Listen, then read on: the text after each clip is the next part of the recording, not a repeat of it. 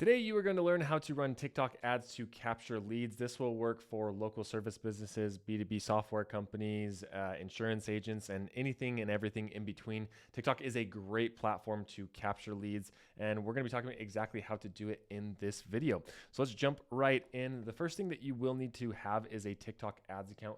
If you don't already have one, be sure to create one down below in the link in the description. There's some free ad credits that you get when you use that link when you sign up. Once you sign up, it takes about 2 minutes. You'll be taken to a view that looks something like this. This is what's called the TikTok Ads Manager, and this is where we actually create our campaigns to run the ads. Once you are in here, you're going to see there's this little dashboard up here. We want to come over here to the campaigns, and this is where we can actually start creating the first campaign here.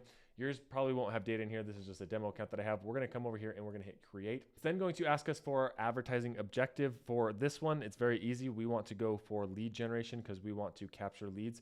It's going to ask for a campaign setup, whether you want manual, smart campaign, or search campaigns. Majority of people, I would recommend starting off with the manual campaigns. Next, you can give this a name. You can just leave it as simple as something like lead generation 1 or lead generation 2, whatever campaign this is that you're setting up. Now, if you are in special categories for leads, like say you're trying to get more leads for housing, for employment, or credit, you will need to opt into one of these 3 boxes right here. Just a heads up. Once you opt into those, your targeting may be limited slightly going forward. So, but if you're not in one of those objectives, then you can just simply ignore that. And we're not going to set up a split test for this example, and we're going to leave these other ones turned off as well. And then we're going to hit continue here. And this is going to pop us into something that's called the ad group here. You can see we just did the campaign, which is lead generation 1. The ad group is where you actually do a lot of the settings of the campaign. It's going to be the budget and targeting and some other important settings that we're going to be going over here. For the ad group name, I like to come back and name this after I've done all the settings so I know exactly what's running in here. You can see there's this little bar that I'm covering up a little bit here that shows the audience availability that we have. We're going to narrow this down a little bit. You can see here the location. This is very important. So there are basically 5 different locations or 5 different call to actions that you can have in your forms. You can either send them to your direct website, or a lot of people may want to use the TikTok instant forms. These are forms that are natively show up inside of TikTok, and people can fill out those forms and they don't even have to go to your website to get that data. There's also TikTok direct messages, instant messaging, and then phone calls as well. If you're interested in TikTok direct messages, I have a full tutorial on TikTok direct messages. It's kind of a little bit different of a campaign setup after you choose that option. But for us, we're going to be going with these instant forms. If you wanted to go with the website option, you will need to make sure that you have the conversion pixel set up, because it's going to ask for a data source here, and it will ask for the optimization event, and you'll have to have this all filled out. I do have a full tutorial on that down below on how to set up the pixel for lead tracking if you want to send them to your website. But for this one, we are going to go with the instant form. And the nice thing about this is you don't really necessarily need a website, and you can get this up and running with it by the end of this video if you're following along.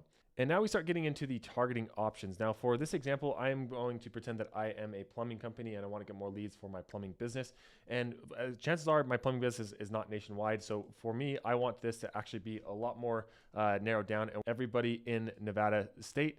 And what we can do is we can actually narrow this even further. Like say that I only service in Las Vegas. I could also type in the city right here, and I could just target anybody in Las Vegas. It just depends on wherever you want to capture those leads. And then here's where you can choose the age demographic. We're going to leave these as it is, but you can adjust that according to your target demographic. Same with gender, and then languages. The spending power, we're going to leave on all as well, and then household income on all here as well. And then this is where we actually get to the audience behavior and interest. So here you can see based off of your website, it will give you a couple of recommendations. We can see all these right now. It's giving me these recommendations based on this demo account. So some of these aren't really great at all. So we're going to hide these. And what you can do is you can actually click down this little drop down, and you can target people based off of interest, purchase intent, video interactions, creator interactions, and hashtag interactions. I like to start with this purchase intent and see if there's anything in here that matches up with what I'm trying to sell. In this case, plumbing. So we're going to scroll down here, and home improvement. This is a good one. We're going to look at this construction material, hardware, home decor. None of these are exactly plumbing, but it's certainly something that we could try targeting here. Or I could also come over here and I could type in plumbing, and I could target based off of any of these things right here. So anybody interested in plumbing, we wouldn't want to target people interested in plumbing apprentice because those are people looking for a job. But if I was a company that wanted to get more leads for a job, that could be an option here. Plumbing solutions could be a great one. Plumbing hacks, plumbing services, right here, plumbing services, this would be a great one. These are all hashtag interactions, so we could go through and target some of these. So now I'm giving TikTok an idea of who I want to target. You can see here, we may deliver ads outside of your interest and behavior selection if it's likely to improve performance, which is actually something that we want to keep on. The reason why that is because TikTok is so good at finding people who are interested in a plumbing service or whatever your business may be, that keeping this on, honestly, TikTok just has a lot of data and can sometimes target a lot better than you can. Then we can scroll down. There are options to change the devices here. I recommend keeping these all on the default, but you could go through and click through all these options if you wanted to. And then finally, we get to the actual budget. Now, people often ask me what budget to start off with. I am in the camp of I like to start off with a smaller budget and then scale it up as I see the leads come in. If you do want to learn faster, TikTok does recommend starting off with 10 times your current cost per lead or cost per acquisition. So if you're on other platforms and you're getting $100 cost per acquisition, they recommend basically spending $1,000 there. So that's just something to think about. If your cost per lead before is $5, then put it at $50 a day. But I generally like to start smaller and then scale up as time goes on, because the campaigns are going to be learning over time. But the more budget you do put towards this, the faster it will learn. So two things to keep in mind there. Now, this is really important for the leads specifically. If you wanted to put a day parting inside of here, so your ads only run during business hours when people can actually be on the phones and call people, you could set something like this up. For this example, we're going to do this all day. And then the target CPA, I would leave this empty for the time being, especially if this is your first time running ads inside of TikTok. Then we're going to hit next here.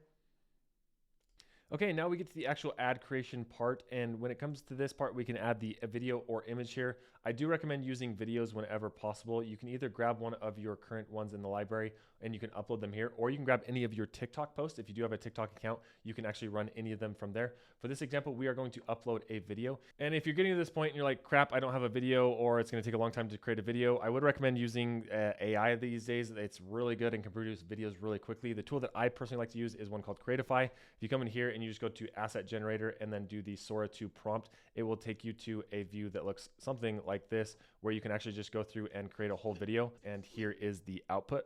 Leak under the sink? Clogged drain? Water pressure feeling low? Zoco Plumbing has you covered. Our licensed techs are ready 24/7 with quick, reliable service. Book and Okay, so obviously that is a quick example here. You can see I gave it a pretty simple prompt: create me a UGC type ad for my plumbing company called Zoco Plumbing. You'd probably want to add more of a prompt there so it gives you a better output, but that gives us the idea. So we're going to download this real quick and upload it into this video right here.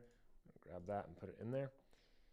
And then that is ready to go, so we can upload it right here and then confirm. Then we have this option here to have the automatic creative. If you wanted the TikTok AI to go through and create even more options for this ad right here, you could leave this checked. I personally like to uncheck it because I want to know exactly what is running from the ad. And then we need to add some text here, some call to actions, and we'll go back and add that real quick. Okay, so I just said no job is too big or too small. You have 100 characters here, so you don't have a ton of room. This shows up right here on this right-hand column. And then on the call to actions, you want to click this down and make sure you check all the ones that are applicable for your specific offer. And then we're gonna come down here, and then this is where we actually create our form. Now, you can choose from a library if you already have a form created, or you can come over here to the instant form and hit create.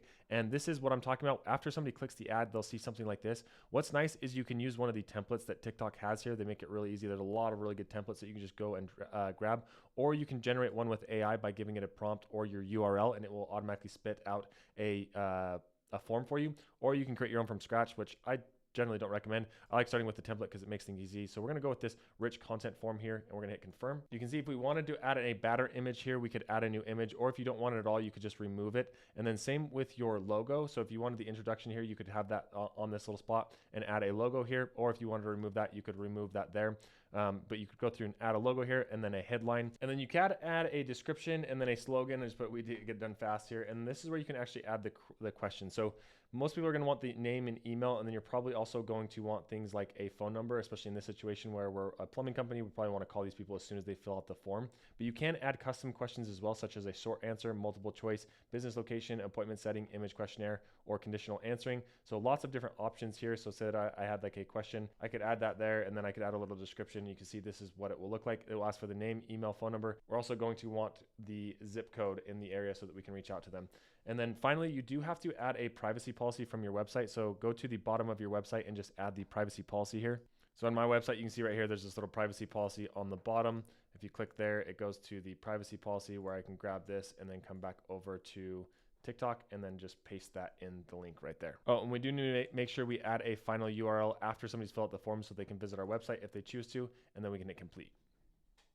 And now our ad is pretty much good to go. All we need to do now is hit publish all, and that campaign will be live in about 12 to 24 hours after TikTok has reviewed it. But that, of course, is not the end of it, because now you want to make sure that your sales team or whoever is fielding these leads is getting these leads in real time. So I want to show you a quick automation that you can set up in order to have these leads go from TikTok forms all the way to an email notification or to a Google Sheet. So in case you're wondering, after this campaign is live, for this one, we're just going to exit out of here. But once it's live, you'll be able to see the campaign here inside of your campaigns. You'll see the campaign name that you gave it here. If you come over here to tools, there is this lead center, and this is where you will be able to see those leads come in as they do come in from TikTok. You'll be able to see the lead management here, and there'll be all the tests. You can see I have this little test email form right here.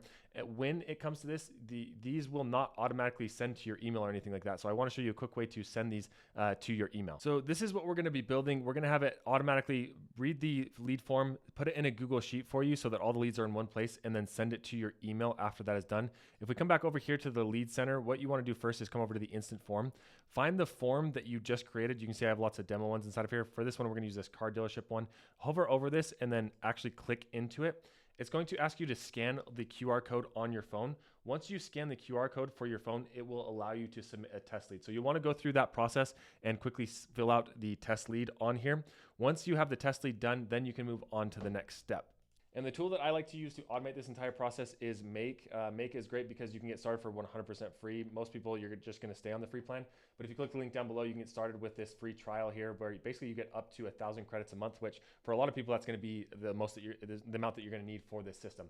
So once you sign up for your account, it will take you to a view that looks something like this on the homepage here. And we are going to quickly create this automation. So we want to create a new scenario here.